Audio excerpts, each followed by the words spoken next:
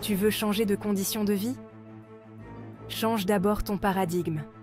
Un enseignement de coach Jérônime Achedo. N'oubliez pas de vous abonner à notre chaîne pour plus de conseils inspirants.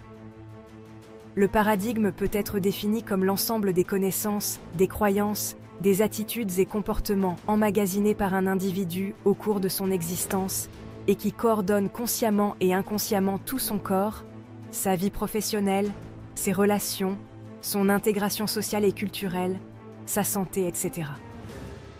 Pour commencer, parlons un peu des éléments dont l'homme est constitué. Qu'il soit femme ou homme, l'homme est composé du corps visible, de la conscience qui peut raisonner en acceptant ou en rejetant une idée ou une attitude, et du subconscient, qui est la partie la plus importante, mais qui reste inconnue au raisonnement humain. Le subconscient est comme un disque dur d'ordinateur, mais qui est d'une capacité illimitée et sur lequel sont emmagasinés tout ce que l'individu voit et accepte comme réel. Il ne fait aucune distinction entre le réel et l'imaginaire. Il accepte et traduit en fait réel tout ce qu'il reçoit.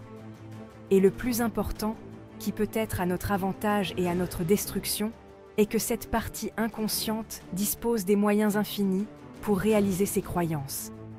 Elle est notre lien avec l'esprit universel. Comment se forme donc le paradigme?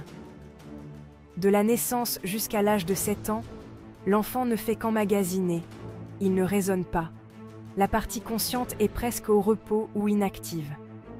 Il mange ce que mangent ses parents ou ce qu'il voit sans se demander si cela peut rendre malade ou non.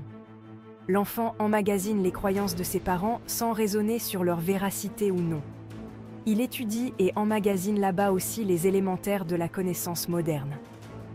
À cet âge, tous les tares et les limitations des parents et de l'entourage constituent la réalité du jeune enfant qui grandit avec. En grandissant, cette base a une grande influence sur les décisions et ambitions de l'enfant. Sa conscience qui maintenant peut raisonner contrairement aux premiers âges, résonne malheureusement sur cette base erronée. Si l'enfant a passé cette période de petite enfance avec un parent qui, par exemple, chante tout le temps combien il est difficile de gagner de l'argent, comment les riches sont méchants et malhonnêtes, comment c'est au bout de grands efforts physiques qu'on peut gagner sa vie, vivre dignement, ou encore, les riches ne peuvent avoir de place dans le royaume de Dieu, etc. L'enfant aura toujours des difficultés à faire fortune, quel que soit les efforts déployés dans ce sens.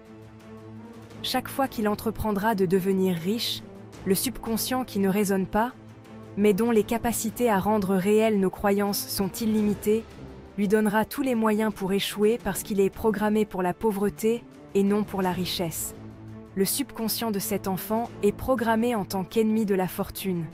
Il ne connaît que le langage de la pauvreté et ne connaît de moyens que pour manifester la pauvreté.